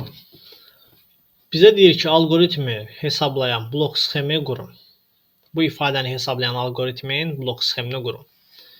Bir S dəyişəni görürük ki, S ilə cəmləyiblər və bu ifadəyə baxanda biz nə görürük? X-in üzərinə 1 gəlib, X-a vurub, üzərinə 2 gəlib, X-a vurub. Gəlirik, ən sona baxanda görürük ki, N-dən 1 çıxır, X-a vurur və yenidən üzərinə N gəlir. Yəni, bu o deməkdir ki, bizim dəyişənimiz, daha doğrusu gövdəmiz N dəyişəni qədər işləyəcək. Bizim gövdəmiz N dəyişəni qədər işləyir və sonda həmin N-i i-nin üzərinə gəlir. Bu nə deməkdir? Bunu baxın, başa düşmək, əsas bu dediyimi başa düşsək, bu o deməkdir ki, bu blok sxemi quracağıq. Baxın, normalda bunu iki cür düşünə bilərik. Deyə bilərik ki, X-in üzərinə 1 gəlir həmişə. Sonra nə bilim, X vurur X-a. Sonra X-in üzərinə, həmin S-in üzərinə 2 gəlir, vurur X-a. Üzərinə 3 gəlir, vurur X-a. Üzərinə nə gəlir, vurur X-a. Əgər mən dediyim kimi olsa, sonda bu N olmaz. Bax, bu sonda bu N olmaz. Yəni, X-in üzərinə 1 gəlib, vurub X-a. Sonra gedib ikinci dövrəyə, üzərinə 2 gəlib, vurub X-a. Sonra üçüncü dövrəyə, vurub, üstünə 3 gəlib, vurub X-a. Əgər belə olsa, sonda bu N olmaz. Amma bu sonda N vardı ya, biz artıq düşünməliyik ki, bu metod keçmir. Gəlin burada belə düşünək. Burada deyirəm ki, deməli, vurub X-a üzərinə 1 gəlib.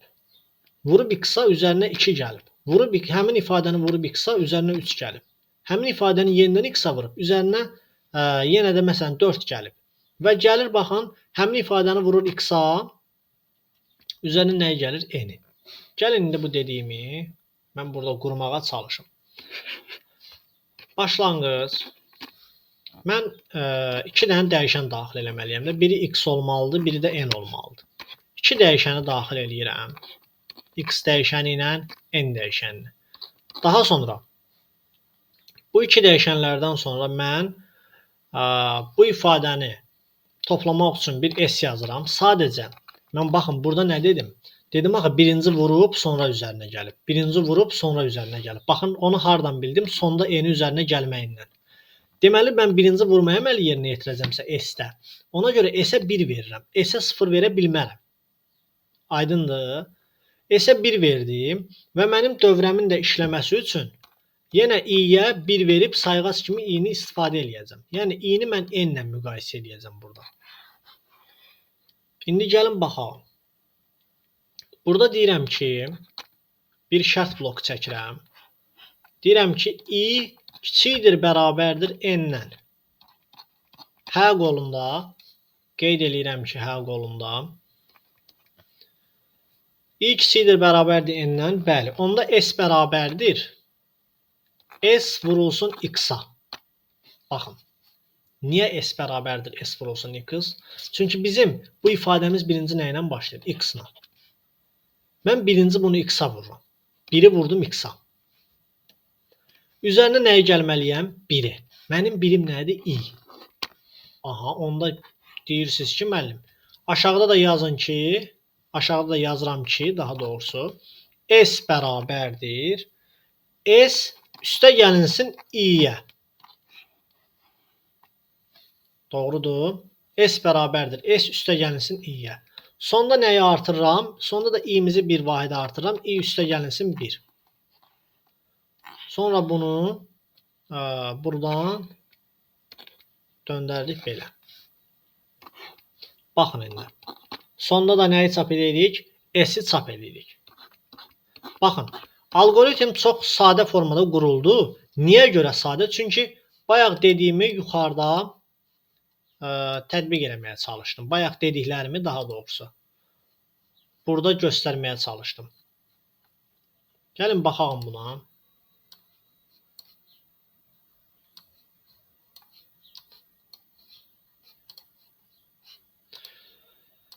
Deməli, bizə deyir ki,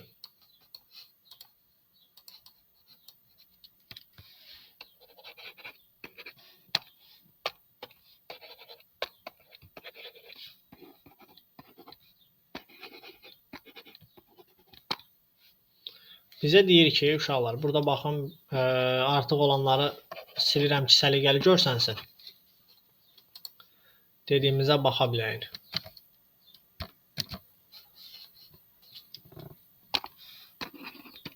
Aha. Deməli,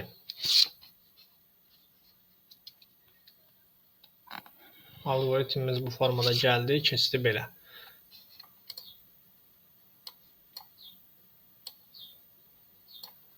Baxın. İndi mən istənilən formada bu n-in yerinə bir qiymət yazıb bu algoritmin düz və yaxud da səhv olduğunu yoxlaya bilərəm. Amma gəlin hələ yoxlamamışdan qabaq belə bir şeyə baxaq. Nəyə görə deyə bilərsiniz ki, müəllim? Siz hardan bildiniz ki, birinci bunu s-i x-a vurmaq lazımdır?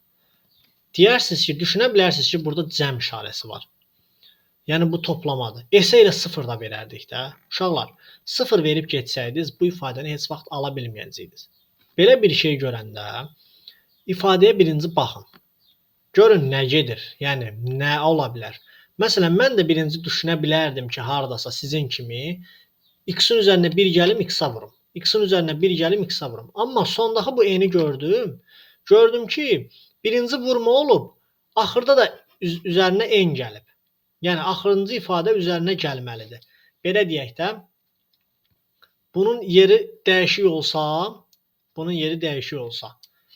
bu yuxarıda, bu ifadə yuxarıda, bu birisi aşağıda.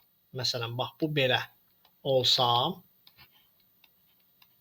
onda bu n burada olmaz. Mən artıq buradakı n-dən bildim ki, deməli sonda toplama baş verib. Toplama işarəsi sonda baş verib. Ona görə bunu bu formada yazdım. Yəni s plus i-ni sonda ona görə yazdım. Aydındır. Yəni maraqlı sualdır. Sadəcə əsas odur ki, burada bunu görmək lazımdır ki, yəni buradakı işlər necə gedir. Gəlin növbəti suala keçək.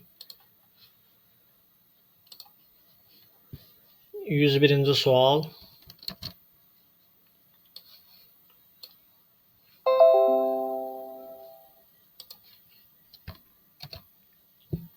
Deməli, burada bizə nə deyir? 1 üstəgəlsin 1 bölünsün 2 faktorial, 1 bölünsün 3 faktorial, plus 1 bölünsün n faktorial. Baxın, burada biz birinci nə etməliyik? Bir s dəyişəni daxil edib cəmlərimizi tapacağıq və bir faktorial, bir dəyişən p dəyişəni də daxil edib bu ədədlərin, yəni n-in faktorialını tapacaq. Gəlin baxalım.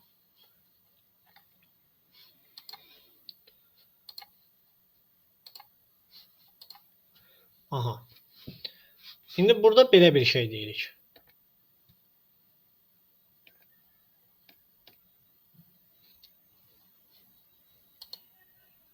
Burada belə bir şey deyirik ki, gəlin birinci bir başlanğıc bloku yazalım. Daha sonra cəmi hesablamaq üçün bir s dəyişəni yazalım. Faktorialı hesablamaq üçün bir p dəyişəni yazaq. Sayğaz üçün də bir dəyişəni yazaq, i dəyişəni. Daha sonra bir n ədədi daxil eləyək, daxil etmə bloku ilə. Daha sonra isə necə bir şey quraq? Biz şərt blokundan istifadə eləyərək i kiçikdir, bərabərdir n yazıram. Hə və yox qolları qoyuram. Əgər i kiçikdirsə n-dən, onda neynəsin? P bərabərdir, P vurulsun i. Yəni faktorialı birinci tapsın. Daha sonra s-də bərabərdir. S üstə gəlinsin p-yə. Yox. S bərabərdir. S üstə gəlinsin 1 bölünsün p-yə. Aydındır. S bərabərdir. S üstə gəlinsin 1 bölünsün p-yə. Axı çünki nəyə görə? Burada faktorial məxrəcdədir axı. Ona görə bu formada yazırıq. Daha sonra sonda da nə edirik? İ'mizi bir vahid artırırıq. Aha. İndi gəlin baxalım buna. Görəyin nə edir bizə. Deməli, i kiçikdir n-dən. Hə, p bərabərdir. P plus 1-ə. Doğrudur. P vurulsun i'yə daha doğrusu. S də bərabərdir. S üstələnsin 1 bölünsün P-yə. Gəlin indi bu algoritmi yoxlayaq ki, görəyin necə işləyəcək bu. N'in yerinə bir 3 verəyin. N bərabərdir 3 yazıb. Bu algoritmi yoxlayalım. İlk 1'dir. 1 kiçik bərabərdir 3-dən. Hə. P nəyə bərabər olur? 1 vurulsun 1. S də bərabər olur. 0 üstə gəlinsin 1 bölünsün 1-ə. I də olur 2. 2 kiçik bərabər olur 3-dən. Hə. Onda P nəyə bərabər olur? 1 vurulsun 2-yə. Yəni 2 faktoriyalı. S də bərabər olur. 1 bölünsün 1 elə bizə 1'i verirdi. S də bərabər olur. P'miz artıq 2 faktoriyaldır. 1 bölünsün 2 faktoriyal. I də bərabər olur 3-ə. 3 kiçik bərabərdir 3-dən. Hə. P bərabərdir. 1 vurulsun 2 vurulsun 3. Yəni 3 faktoriyal. S də bərabərdir. 1 plus 1 bölünsün 2 faktoriyal. Üstə gəlinsin P. P'miz də 3 faktoriyaldır. Daha doğrusu 1 bölünsün P. 1 bölünsün 3 faktoriyal. İ'miz də olur 4. 4 kiçik bərabərdir 3-dən. Yox. Ona görə gəlir dövrdən çıxır. Və nə edir? S-i çapa verir. Və görürük ki, həqiqətən də bu ifadəni alır. Yəni 3 olanda görürsünüz ki, 3-ə qədər olan ifadəni ala bilir. Gəlin keçəyin növbəti ifadəyə, növbəti suala. 102-ci suala baxalım.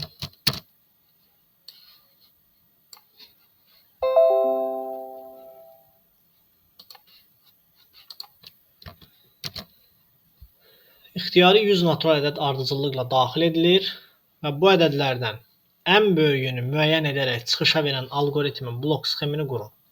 Deməli, 100 ədəd ardıcıllıqla daxil edilir. Ardıcıllıqla o demək ki, yəni ixtiyari 100 ədəddir. Bu ədədlərdən istənilən biri, yəni ədədlər ardıcıl deyil. Sadəcə ardıcıllıqla 100 dənə ədəd daxil edilir. Yəni bu ədəd belə deyək də 100 dənə 3, 5, nə bilim 15, 50 və s. müxtəlif ədədlər daxil edilir. Yəni bu daxil edilən ədədlər ardıcıl deyil.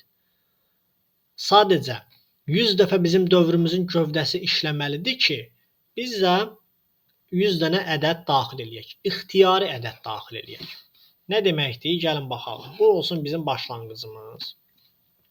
Daha sonra mən ixtiyari 100 dəfə dövrü işlətmək üçün bir sayğac verirəm 1, i bərabərdir 1. Bu ədədlərdən ən böyüyünü və bizə görün burada nə deyir? İxtiyari 100 natural ədəd daxil edilir. Natural ədəd daxil edilirsə, mən bu daxil edən ədədləri müqayisə eləyəcəm 0-la. Əlbəttə ki, istənilən natural ədəd 0-dan böyükdür. Natural ədədlər bilirsiniz də 1-dən müsbət sonsuzluğa qədər olur. Yəni 0 natural ədəd deyil.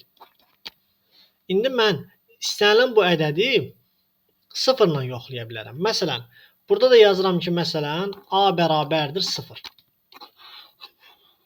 İndi burada qeyd edirəm ki, bir şərt blokunda yazıram ki, i kiçikdir bərabərdir 100-dən.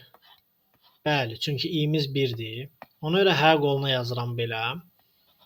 Daha sonra 100 ədəd ardıcıllıqla daxil edilir deyirsə, indi mən burada bir ixtiyari ədəd daxil eləməliyəm. Bir ixtiyari x ədədi daxil elədim. İxtiyari x ədədi daxil etdikdən sonra bu x ədədin müqayisə edirəm. Bir dəqiqə yerimiz nəsə çatmır burada. Sualı çox uzun vermişik.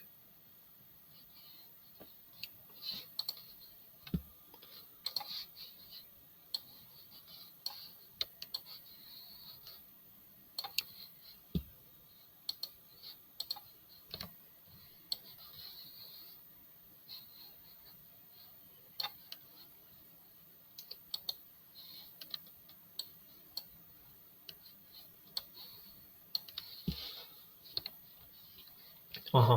Gəlin buradan yazağın. Deməli, ixtiyari x ədədi daxil elədim. İndi mən bu x ədədini nə ilə müqayisə eləməliyəm sizcə? X ədədi naturaldır axı. Bu natural ədədi 0 ilə müqayisə edirəm. Deyirəm ki, burada bir şərt blokunda x böyükdür 0-dan. Burada bir hə qolu çəkirəm. Burada da yox qolu çəkəcəm.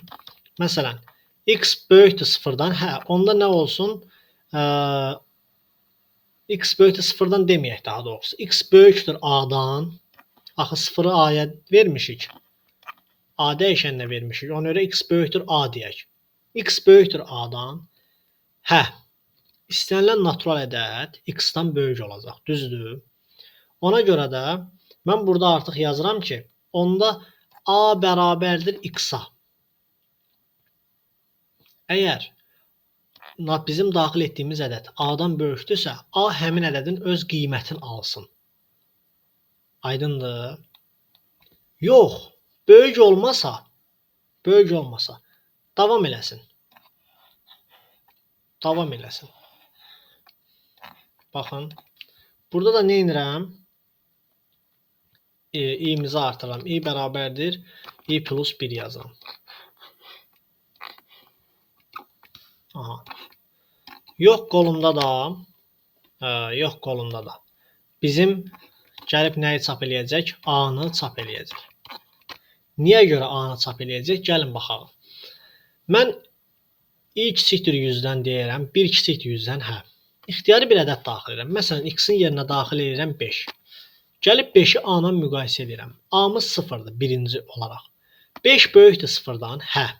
Onda nə edirəm? Həmin x-in 5 qiymətin verirəm A-ya. A-mız olur 5. Burada yazıram ki, A olur 5. Sonra davam eləyir. İ'miz olur 2. 2 kiçik olur 100-dən, bəli. Yenidən girir dövrəyə. Yenə bir ixtiyari x ədədi daxil edirəm.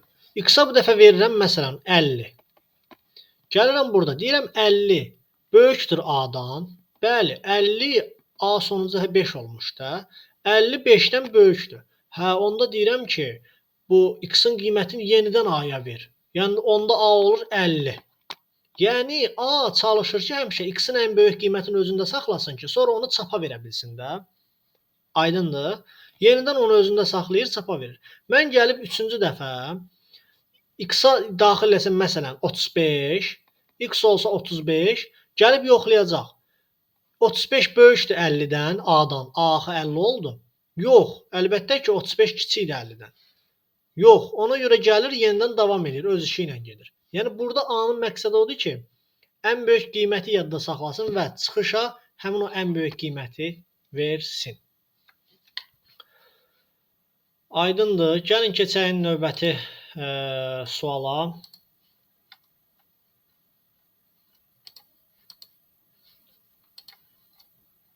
Aha, bitdi. Sonuncu sual qalıb.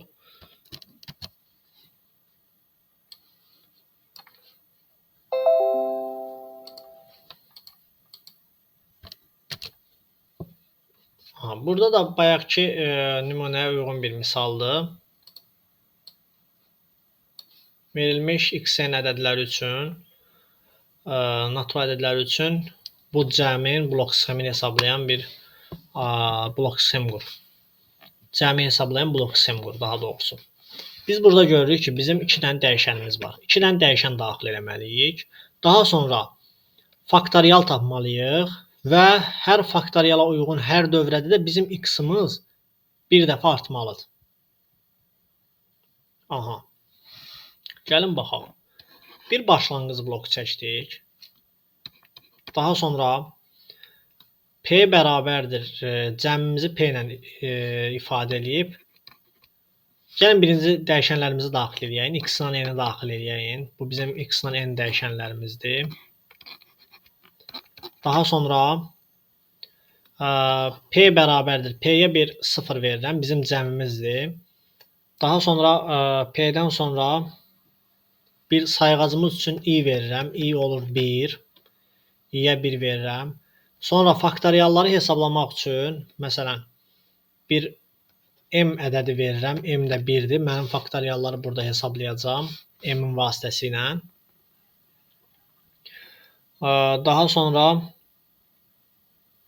nə yaza bilərik? Bizim qüvvətimizi hesablamaq üçün bir dəyişən lazımdır. Baxın, məxrəci hesablamaq üçün M verdim. Sayğac üçün I verdim. Cəmi tapmaq üçün P verdim. Axı sürətdə bu X dəyişənləri qalıb. Bu X-i də tapmaq üçün gəlin bir S dəyişəni verim. S-ə də verim, məsələn, 1.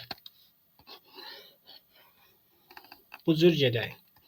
İndi, mən burada deyirəm ki, sayğacım I idi də, I kiçikdir, bərabərdir N-dən.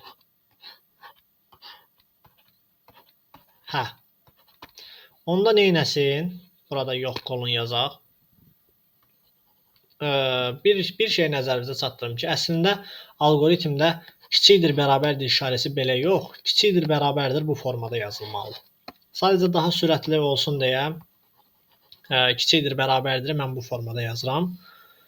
I kiçikdir, bərabərdir N-dən. Onda gəlin baxalım. Nəyi hesablamalıyıq biz birinci? Biz birinci X-in qüvvətini tapmalıyıq. Məsələn, S-imiz bərabər olmalıdır. S vurulsun X-a. Daha sonra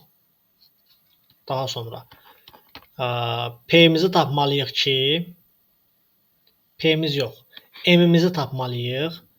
Məsələn, M bərabərdir M vurulsun I-yə.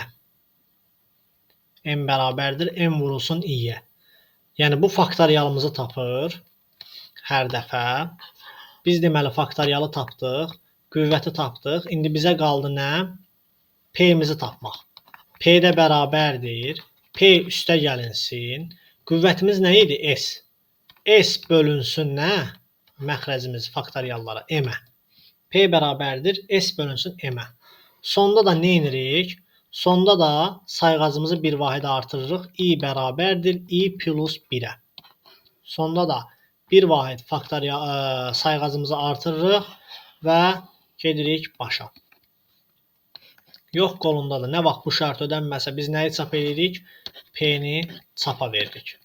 Gəlin bu yazdığımı yoxlayalım. N-in yerinə bir ədəd daxil eləyək. N-in yerinə daxil eləyək. Məsələn 4. Yoxlayaq. I-miz 1 idi də. Burada qeyd eləmişik ki, I-miz 1-dir. Gəlin başqa rənglə yazağın. 1 kiçik bərabərdir 4-dən. Onda nə olur? S-imiz bərabər olur. S vurulsun X. S-imiz 1 idi, vurdum X-a. Oldu X. M-imiz nə olur? M vurulsun I. M-imiz 1 idi, I-miz də 1-dir. Yəni 1 vurulsun 1 elə 1 eləyir. P-imiz nə olur? P üstə gəlinsin, S bölünsün M. P-imiz 0 idi. 0 üstə gəlinsin, S. S-imiz nədir? X. X bölünsün M-ə. M-imiz nədir? 1. I-miz nədir? I plus 1. I-miz nədir? I plus 1. I-miz 1 idi. Plus 1 də gəldik. Oldu 2. Gəldi ikinci dövrəyə. 2 kiçik bərabərdir 4-dən. S-imiz nə olur onda? S vurulsun X idi də. Köhnə S-imiz X idi deyə X-i X-a vurdum. Oldu X kvadrat. M-imiz nə olur? M-imiz əvvəl 1 idi. İndi M vurulsun I-dir. Köhnə M-imiz 1 idi deyə 1 vurulsun I-yə. I nədir? 2. 1 vurulsun 2. Yəni 2 faktorial. P-imiz nə olur? P üstə gəlinsin. X bölünsün 1 bizə elə nəyi verir? X-i verir də. P üstə gəlinsin. S bölünsün. S-imiz nədir? X kvadrat. X kvadrat bölünsün nəyə? M-ə.